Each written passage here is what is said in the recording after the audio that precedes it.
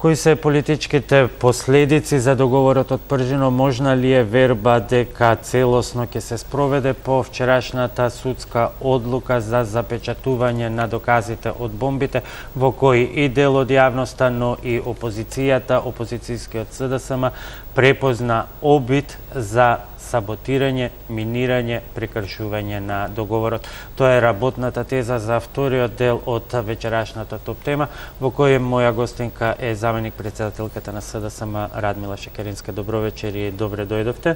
Добро вечер. Незаконска одлука со намера да се прекрши договорот од 2 и 15 јули е партиската реакција на СДСМ. Само толку дел од јавноста очекуваше многу по-жестока, по-радикална изјава. Ова е суштината. Во една реченица решивте да бидете доброто момче во оваа политичка игра? Ке го променам малку, решивме да бидеме паметно момче. Ке се согласам со една од тезите на предходната дебата со двајцата експерти, во кој што едниот од нив рече дека може би вистинската намера на оваа акција била да се пушти зајакот и да се натераат политичките противници да трчаат по погрешниот зајак. Ајде да се вратиме назад и да се потсетиме зошто воопшто ни треба специјален јавен обвинител и зошто преговараме толку жестоко за ова прашање. Тоа е од причина што никој, ниту ние, ниту македонската, па би рекла ниту меѓународната јавност не очекува, ниту очекуваше фер, транспарентна, независна и професионална истрага од страна на постоечкото обвинителство.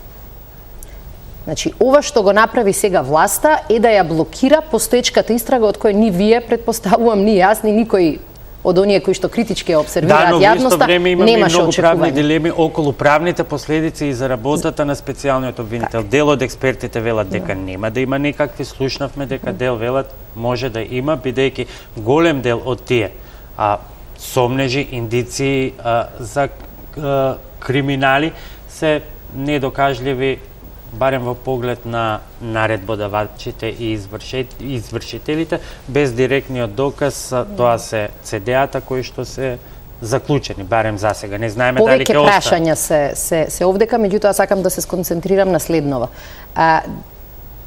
Затоа рековме, ова е практично кршење на договорот во најава.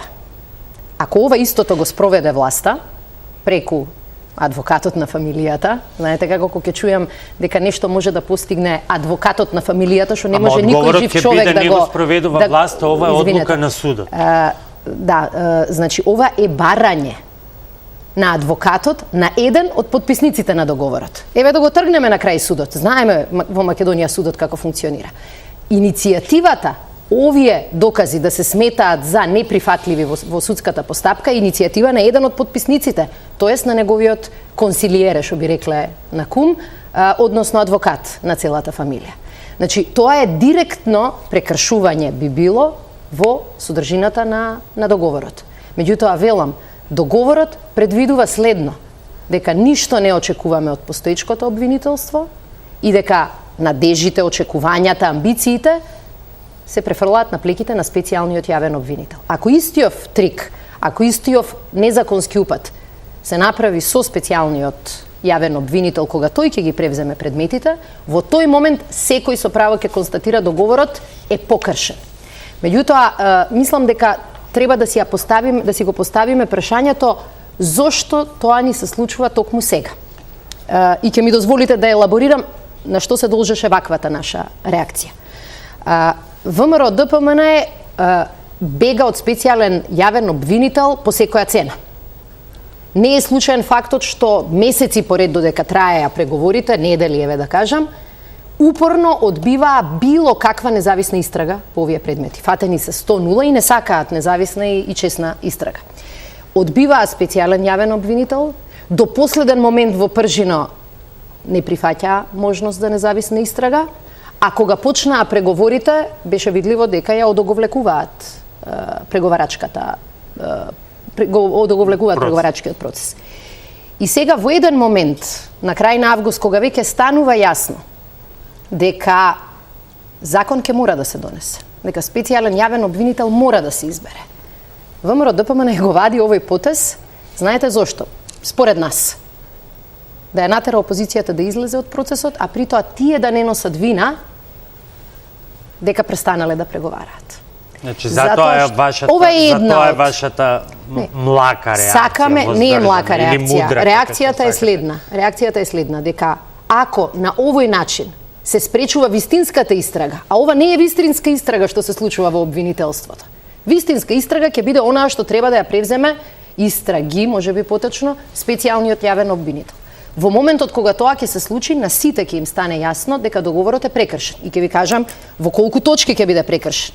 Една од точките на договорот стои дека партиите се согласни да ги спроведат сите препораки кои што се дадени од страна на Прибе комисијата, односно од страна на ЕУ.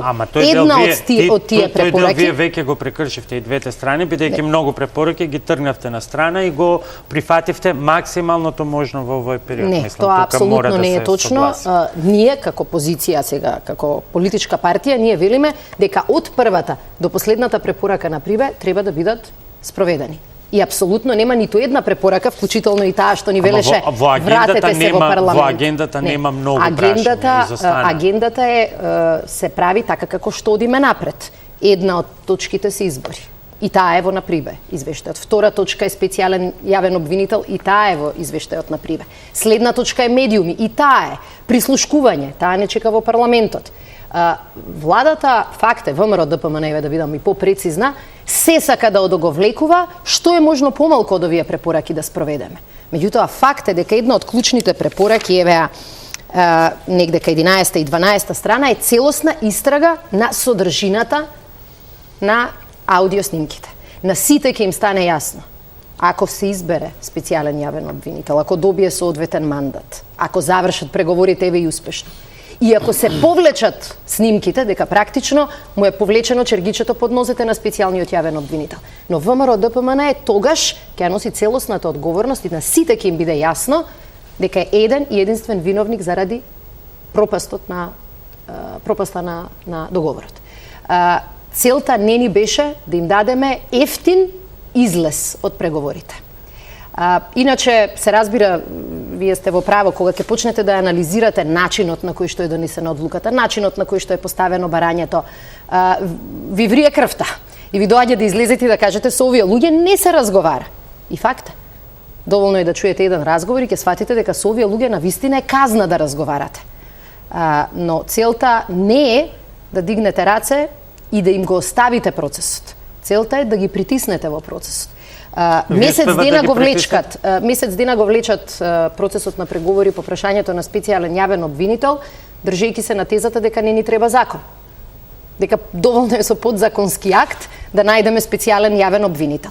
Сега и ВМРО ДПМН е свесна дека тоа е... Вие ги влечевте за Државната изборна комисија колку членови ќе има, а не за специјалниот јавен обвинител за кој што за вас е преломна точка. Господине Христов, значи прво ние не сме ги влечеле за ништо. Зборувам како група преговарачи во Извинете, со групата преговарачи од ВМРО ДПМН ниту имаме ништо заедничко. Така што тој знак на еднаквост не доведе до ова реч. Ние не знаеме што се случува внатре. Ние знаеме дека секоја ваша средба завршува со тоа дека или со молк, или со некакви штури информации, или со констатации на главниот медиатор, денеска тргна добро, ги оставија мобилните настрана, дојдоа со конкретни предлози, имаме нешто написмено на маса. Ние не знаеме што од сето тоа е на кого, кој си играл на мобилен телефон. Факт е дека договор за Државна изборна комисија се уште нема. Договор за избирачки список се уште нема, а тоа се сметаат за многу полесни прашања и прашања кои што досега требаше да бидат затворени. Ако ми дозволите, една од маните во нашите политички навики е што многу често зборуваме во трето лице множина. Не можеме ние да викаме вие сте, ВМРО, ДПМН и СДСМ и ДУ и ДП и сите сте исти. Не се, тргнуваме и во главно за жал завршуваме на различни позиции. Нашата позиција, и таа јавно ја соопштивме, од самиот почеток на преговорите е дека сите групи по клучните прашања треба паралелно да преговараат. Зошто да чекаме со медиуми, прашањето на независност на медиуми, заради тоа што преговараме на други две важни теми. Но можно е паралелно да работат групите. Предлагавме да работиме сабота, недела, од почеток до завршување на темата. Еден од факторите во преговорите сме. Меѓутоа, ајде да анализираме резултати. И тоа го прифативме. Не го прифативме. Тоа беше договор кој што беше направен од трите политички партии кои што преговараа пред ние да се вклучиме, пред да се постигне договорот во Пржино. Ке се сетите, ВМРО, ДПМН, ДУ и ДПА водеа разговори со покровителство на белгискиот експерт, во кој што договорија деловник, начин на работа, термини за средби. Па добро, во ова исто пред да се студио средиме. тогаш ве прашав зошто ги бойкотирате, нели е подобро да учествувате, да авансирате во една подобра клима и подготовка која Ајде да ве ќе прашам дојде... вас искрено, ако создадевме ние привид на тоа, течат преговори. Работите се разрешуваат. Мислите некогаш дека некој ќе ставеше во договор специјален јавен обвинител? Добро, Дека некој ќе прифатеше министер за внатрешни работи? На крајот на криштата, кога ги поставувате овие прашања, ние сме на емисија. Тие никогаш не доаѓаат на емисија и ние ги добиваме прашањата, вие што правите? Тоа е тоа отсуство не на баланс, него на поделба. Секоја одговорност има име и презиме. Секоја партиска позиција има име и презиме. И мислам дека и правиме штета не само на политичката дебата, и правиме штета и на македонската јавност, кога разликите не ги гледаме. Значи, од самиот почеток, нашиот предлог, велам, беше целиот процес да тече паралелно и да отвориме многу теми. Една од страните сме во преговорите и не можеме тоа да го промениме, но може да инсистираме. Например, прашањето на ДИК не беше прашање кое ние го отворивме. Тоа е едно, например, од препораките на Прибе, кои ги земавме предвид и дел од јавноста или дел од вашите колеги дури не критикуваше за тоа. Стоеше дека треба да се направи и да се овозможи учество на независни експерти во работата на ДИК. Жити за тоа што постигнавме договор. Меѓутоа, единствените поместувања по темите досега, избирачки список, изборен закон, доаѓаат како резултат на, јас би рекла, многу сериозни, многу издржани, многу оправдани предлози од страна на опозицијата, од страна на СДСМ. Темата на специјален јавен обвинител не гази со рокови, меѓутоа и изборите имаат свои сериозни рокови. Не можете вие да речите нов избирачки список ке имаме, а тоа да е еден месец пред избор. Ајде да тргнеме поред. Зашто досега се има договор, макар начален? Имаше некоја идеја дека вие нема на први да се појавите во собрание, тоа беа брифинзи, неформални изјави од ваша страна, доколку барем за неколку работи нема нацрти на готови проекти, предлог закони за после тоа да се почне кога ќе се влезе во собрание да се работи. До тоа не дојде, ајде да го оставиме на страна која чија каква одговорност. Сите наши изјави одеа во оваа насока. Ние, нашиот дел од одговорноста ќе си го носиме и ние нема да им даваме алиби на ВМРО, ДПМН за да се правдаат за нивното влечкање. И тоа не го правиме. Тоа што беше до нас, до сега е испочитувано. Меѓутоа, 15 е на колку?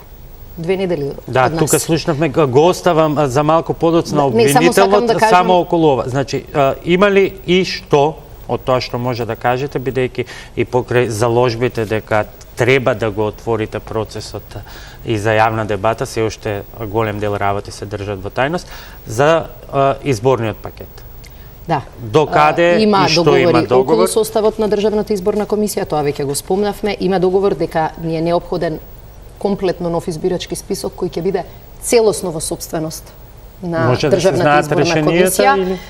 Решението до кое што сме најблиску, не е скроз целосно поминато, е дека ќе го комбинираме одењето на врата до врата заедно со активна регистрација на гласачите, што значи дека Државната изборна комисија, една голема структура на луѓе кои ќе бидат вклучени во таа операција, од врата на врата ќе ги проверува гласачите, ќе им зема отисок од прст, но веднаш потоа сите оние кои што не се најдени, кои што не биле дома, кои што патуваат или кои што не успеала да ги лоцира Државната изборна комисија, ќе имаат доволно долг временски период и ќе имаат обврска, се надевам, да се пријават и да се регистрираат како гласачи, за да нивниот глас не биде злоупотребен, а за да од друга страна имаме релевантна база на податоци. Составот на ДИК? Составот на ДИК, според разговорите, беше договорен тројца од опозицијата, тројца од власта и тројца независни експерти кои што треба да имаат искуство во рамки на меѓународни мисии за наблюдување на изборите. Тоа е таа цел да се изместиме само од партиските стеги. Кој е мераклија на ова обележување на граѓаните? Порано беше со спречења, сега со отисок на прст. Како отисокот на прст ќе го реши проблемот со 50 граѓани со лични карти во еден стан? Ако дојде Државната изборна комисија, може да ги најде сите 50 во тој стан, на сите да им зема отисок на прст и они ќе бидат легитимни гласачи, легални по сите узанци за чистење во избирачки список. Она што се разбира, не можам да влегувам во детали, но она што беше во нашиот предлог, кој што начално беше поддржан од најголемиот дел политички партии, е дека паралелно со овој процес Министерството за внатрешни работи ќе треба да дојде со образложение на кои луѓе, на кој начин и врз основа на кои закони им се дадени не само државјанства, туку и лични карти без покритие. Така што тој процес е дополнителен процес за да го прочистиме не само избирачкиот список, за да ги прочистиме нашите издадени легитимации.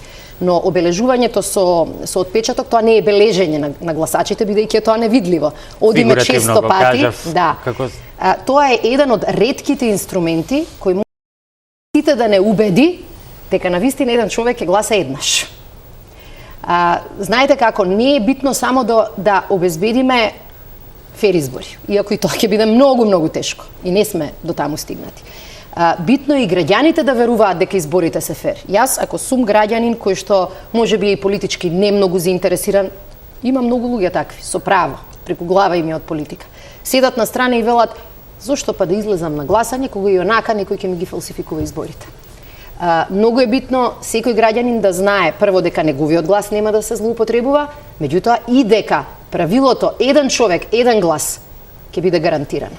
Ова се што го спомнав, пустец, другите инструменти се наменети за друг дел. Меѓутоа ова со отпечатокот е прашање кое што, пазете, одиме во МВР го даваме. МВР е собственик на овие податоци. Меѓутоа недовербата кон МВР, токму заради гласачите од пустец, токму заради фалсификуваните лични карти и пасоши, е апсолутно многу мала и тоа не дозволува да се потпреме на таа база на податоци. Дополнително мислам дека постои веќе консензус дека Државната изборна комисија ќе има зголемени надлежности и тоа по неколку основи. Едно е да обезбеди и како велат еднакви правила на игра во делот на медиумите.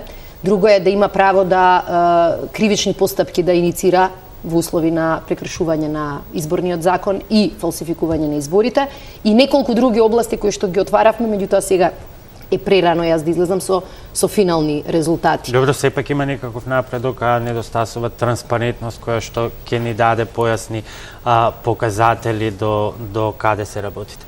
Да се вратиме на обвинителот, бидејќи се чини дека е тоа преломната точка. Овој пат за СДСМ, бидејќи во целиот процес неколку пати имаше неколку црвени линии, нели прво беше оставка на владата и сето тоа се движеше кон максимално можно и сега се е сконцентрирано кон јавниот обвинител. Прашање да се биде или не. Зошто?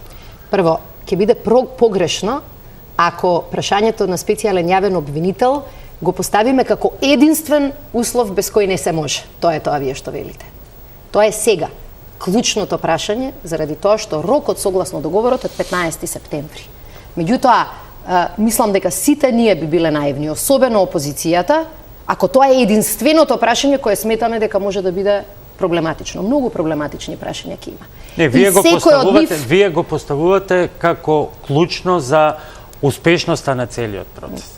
Тоа е првото прашање. Заради рок. Не, јас дозволете ми да кажам дека е тоа меѓу другото и заради роковите. Знаете како, имате чекор 1, чекор 2. Во моментов 2 чекора имаме на тестирање на договорот. Првиот беше 1 септември. Но ние знаеме дека кога нешто ќе прифатиме и кога нешто ќе превземеме како обврска, го реализираме.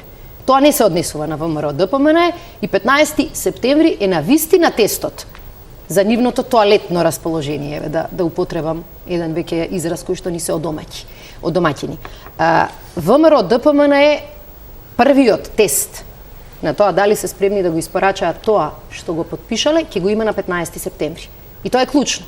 Но понатаму, ако го поминеме тој тест, не очекуваат и други. Што ќе се случи со преодната влада 15 септември е само формалниот датум. Многу предходно се тестира тоа расположение. Вие уште сега треба да имате слика дали има или нема расположение, бидејќи веројатно не можете да кажете како што рече во првиот дел господинот Калеџиев дека ќе чекате до 14 навечер да се изгласа закон.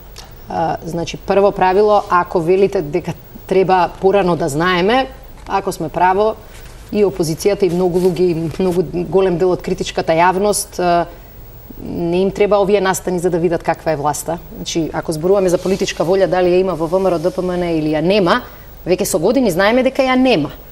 Единствени моменти кога се поместуваат од позицијата е само под сериозен притисок. И тоа се случува и сега.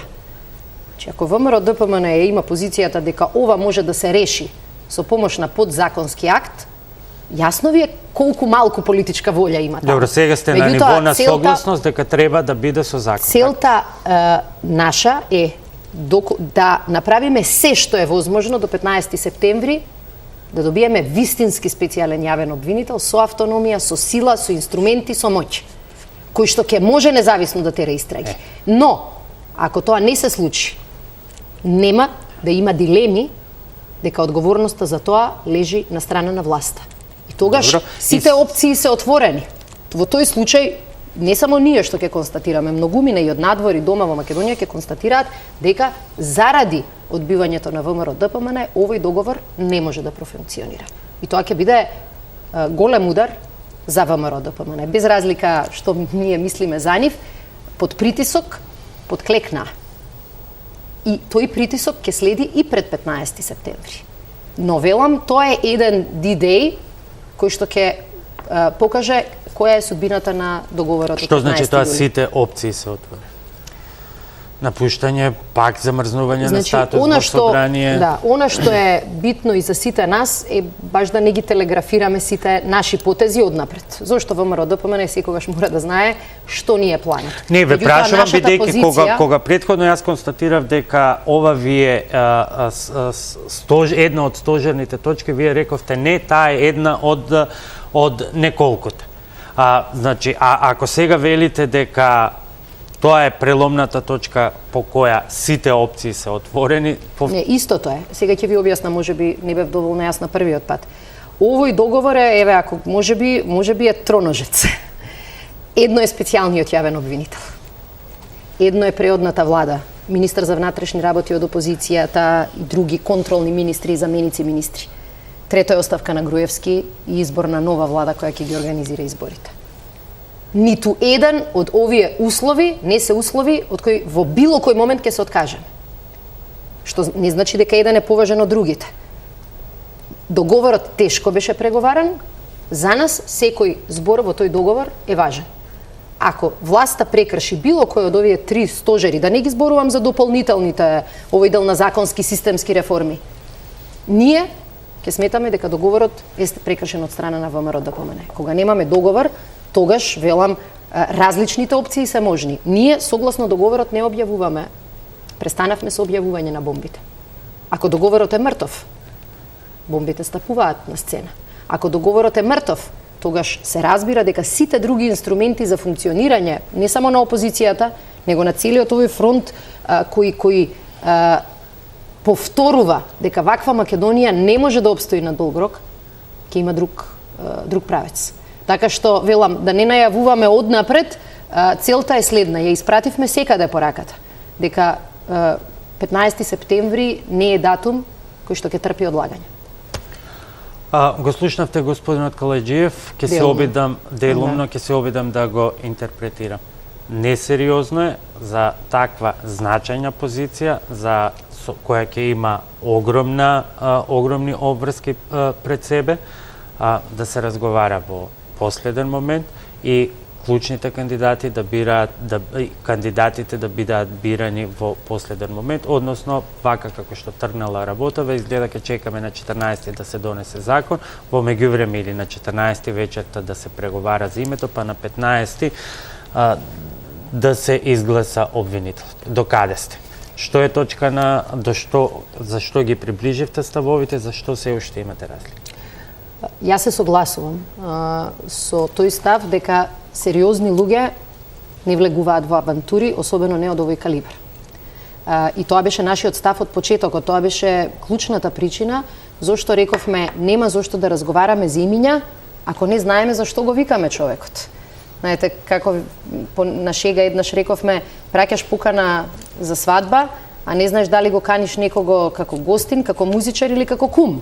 Па нели е тогаш логично да не биде 15-ти тој крајен датум, туку 10-ти, кога вие ќе имате законска рамка, па за тоа да можете да преговарате со кандидатите, кои што патем треба вие да ги изфилтрирате, па да ги усогласите и со останатите партии. Нашата цел, нашата позиција беше на почетокот на септември да имаме веќе текст, за да за неколку дена собранието може да го дискутира и реално да го изгласа. Тоа е нашата позиција. Не почнуваме или не прифаќаме да почне дискусија околу имиња пред да се усогласи каков мандат и што инструменти му даваме на човекот.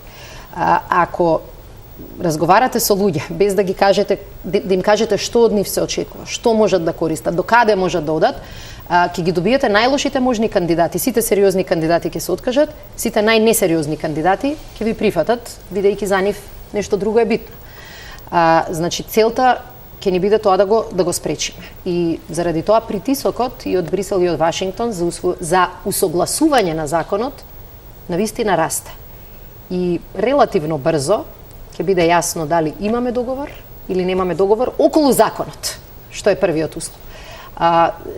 Навистина во преговорите се водиме токму од тезите кои што беа кажани во вашата дебата.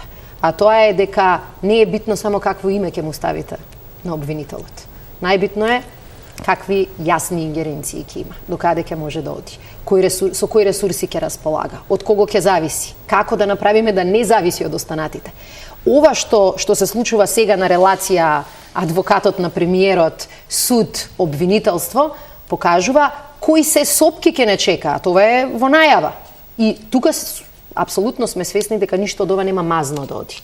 Меѓутоа, нашата позиција, барем со законот кој што го предлагаме, е овие работи да бидат многу прецизно регулирани во законот, за да оневозможат блокирање. А убедена сум дека специјалниот јавен обвинител ќе има и друг тип на поддршка, за да може посилно и поефикасно да се справи со многу сериозни и странска и поддршка на јавноста да навистина издржи на овој пат. Македонија навистина и треба процес на прочистување. Ако вие создадете впечаток дека се може да помине, пазете, начинот како логицираат со снимките, начинот на кој судот одлучува, утре може никој да не убие на улица. За тоа да има видеоснимка. И власта да го пушти убиецот на слобода. Значи, ова прашање е навистина прашање на тоа дали ќе ја биде правдата, правниот систем или Македонија или не. Многу интересно е да се анализираат датумите во соопштението од судот. Навистина, 3 пати го препрочитав тоа соопштение, за да сум сигурна дека точно сум го сватила. Пазете, прво интересно е дека ова е официјално признание од страна на Груевски, од страна на сите, да не ги читам, Гордана Јанкуловска, Милеја Накиевски и нивниот адвокат фамилиарен, дека секој од доказите дадени во обвинителните, сите бомби, сите разговори, сите телефони, дека ниту се креирани, ниту се монтирани, ниту се сечени. Од тие што велат? Паника, бидејќи креираните материјали согласно важечките закони, судот ги отфрли од доказната постапка како незаконски соопштенија на ВМРО ДПМН. Ако ова ливче го споредам со ова. го знаеа тоа, но се правеа неудрени и незналици за да го охрабрат и демотивираното членство. Па ги нема тука на емисија, мора соопштенија да читаме. Да види. Значи овде знаете што вели? ВМРО ДПМН вели дека Груевски лаже или Груевски вели дека ВМРО ДПМН лаже. Затоа што еве го соопштението од суд, знаете кој го контролира, вели вака: овие материјали треба да се издвојат како незаконски прибавени докази. Каде гледаме овде креирани? Каде монтирани? Незаконски прибавени. Ова е првиот официјален, не ова, туку писмото од адвокатот, првиот официјален став на првите луѓе во македонската влада, денешна и предходна, дека секоја од лентите е автентична. И тоа е првото интересно во ова соопштение. Второто е можда застрашувачки, ова е интересно, ова второто е страшно. Вели вака: судијата на предходна постапка со допис Од 26 август побарал од јавното обвинителство сите предмети да му се достават, да му се каже дали се со посебни истражни мерки, едно чудо работа. На 1 септември сите предмети после едно чудо работа беа веќе во суд, вадени од фиоките на обвинителите. 28 мислам дека беше, извинете, само да кажам, 28 неработен ден испаѓа следно. Еден судија во Македонија, 27 предмети ги сработил и искомуницирал за сето тоа за еден ден. Секој од нас како граѓани на оваа држава имал прилика да иде во суд.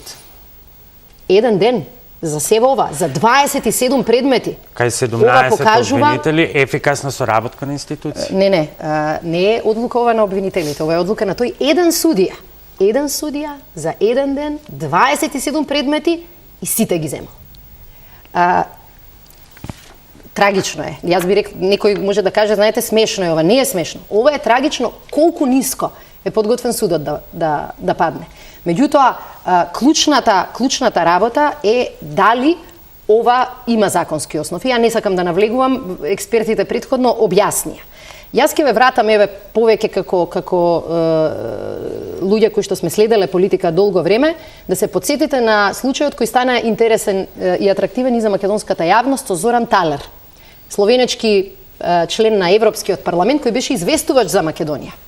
Му дојдоа неколку ваши колеги од британски медиуми, со нив се представија како лобисти, го снима, покажаа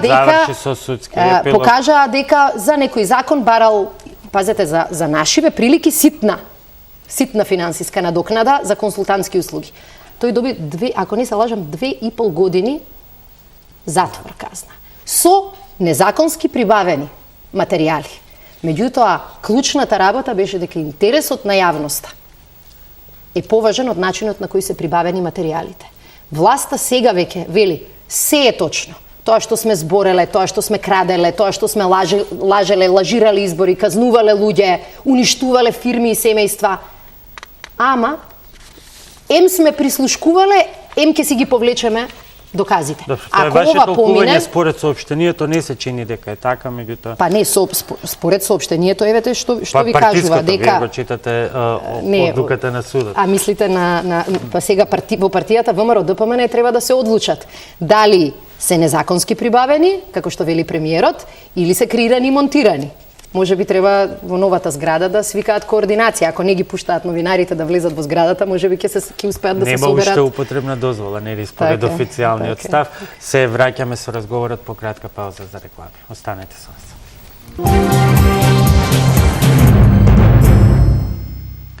Радмила Шекеринска, заменик председател на СДСМ, е мој вечерешен гостин во вториот дел од Топ тема. Влегуваме во завршницата. Роковникот е 15 септември јавен обвинител, 20 октомври министер за внатрешни работи, министер за труд и тројцата заменици, оставка на владата пред крајот на годината. Сега не го расклативте триножецот, ќе одите една по една нога или сепак верувате дека ќе остане цврст? На триножецот, знаете и вие, една нога кога ќе се скрши, паѓата. Исто ќе биде и со овој договор. Како што реков, долго, тешко беше да се испреговара ова. Без ниту еден од овие елементи не е возможно да имаме разрешница на политичката криза. И мислам дека на сите тоа им е јасно. Јасно им е на тие што учествуваат, имаат различни позиции, но јасно им е. Јасно им е и на оние кои што го гарантира, го спонзорира или го овозможија договорот. И мислам дека од сите страни притисокот ќе биде тоа што го ветила власта да го испорача. Се што почнавте со многу повисоки цели, суштината ви беше и со многу поинакви практични барања, а суштината ви беше, како што велевте и все уште велите, да ја вратиме демократијата, да го ослободиме системот. СДСМ се врати во собранието. Што е со демократијата? Демократијата, рековме, долго време не зависи, не може да ја дефинираме само како присуство на повеќе партии во парламентот.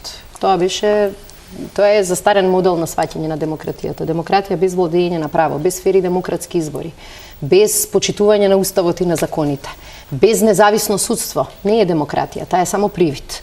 Затоа нашето враќање во парламент е да обезбедиме другите елементи и не се само овие 3 дела од договорот, туку и оние сериозни политички реформи кои што следат, измени во законот за избори, измени во законите кои што ја регулираат медиумската сфера, измени во делот на правосудството, прислушкувањето и така натаму, да не одоговлекувам, сите тие ќе бидат наш приоритет. Нашето учество во парламентот е само дел од мозаикот. Не треба да се гледа како најважната работа, но треба да се гледа како важна, ако сакаме да ја враќаме полека но сигурно демократијата во Македонија. А како на тоа ќе помогнат нов обвинител и особено двајца министри и тројца заменици со фамозно и засега контроверзно право на вето?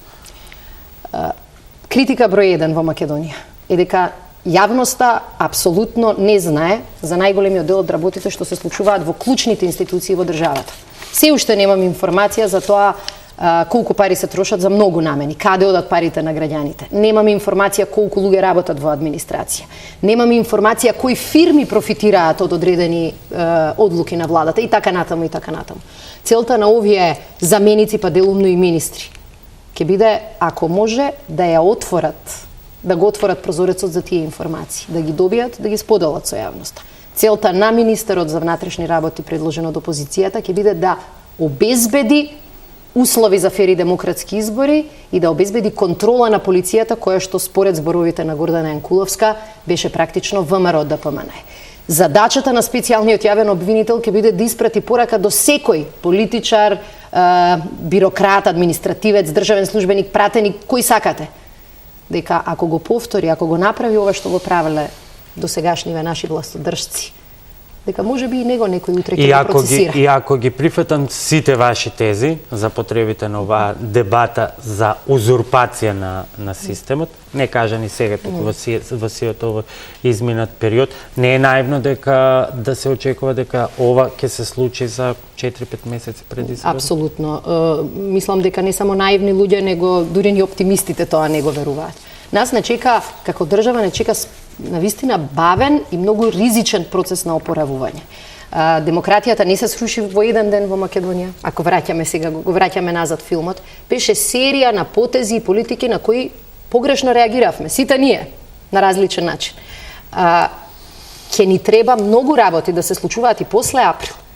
Меѓутоа, до април некој минимум, некои базични правила ќе мора да бидат обезбедени за да граѓаните во април ја носат одлуката. Сакаме ли да продолжиме во ист правец? Така говоревте и пред предходните избори, кога се менуваше законот, излеговте, рековте, сега има некаква атмосфера за на денот на изборите во 19 часот да излезете и да кажете ова беа криминални избори со системска кражба. Еве го прибе што вели, дека не е тоа наш коментар или наш проблем. Бидејќи, знаете како... И не, ве прашувам од каде сега оптимизмот дека некој минимум може да... Јас не сум оптимист, ама за разлика од многу луѓе кои излегуваат со 1001 причина, оправдана причина да бидеме песимисти, јас не сакам да седам дома и да кажам, дигав на раце, ништо не може да се направи. Секој од нас и до април и овие денови ќе биде пред одлука. Што е моето што можам да го направам? Инаку, со вакво ВМРО, ДПМН и ваква власт, знаете што е наједноставното занимање? Редовен критизер, критичар и песимист. Ако ме прашувате каде е повеќе веројатноста дека ВМРО ќе го изигра договорот, да. Ама мислам дека задача на секој од нас, новинари, политичари највеќе, сега се ставам себе си највеќе во таа позиција, граѓани, да направиме да не им дозволиме тоа да се случи. Еве што кажа Прибе. Законите се добри, меѓутоа ништо не се случува во реалноста. Ние, тоа што го кажавме тогаш беше точно, законот беше добар, кога видовме дека законот не важи на терен, рековме овие избори не се фери демократски избори. Тоа го кажа и Оксе прашање беше во контекст на можната на реприза на надежите наспроти реалноста, очекувањата наспроти реалните ситуации. Надежите не се доволен погон. Треба нешто да сториме околу нашите надежи. Во претходната дебата се постави прашањето кој ќе се нафати кандидат сериозен ако некој му приде на 14 септември, што се сложувам дека е неоправдано. Генерално има луѓе што велат кој човек ќе се нафати за сериозен кандидат за ова. И јас имам еден одговор и на едното и на другото прашање. А тоа е дека ќе се нафати сериозен кандидат, какви што има во Македонија, тоа сум убедена, кој што сваќа дека после 15 септември во овој дел нема да имаме втора шанса. Од зборови да преидеме на дела. Ние не шириме оптимизам. Меѓутоа сме свесни дека од плачење ништо не бива.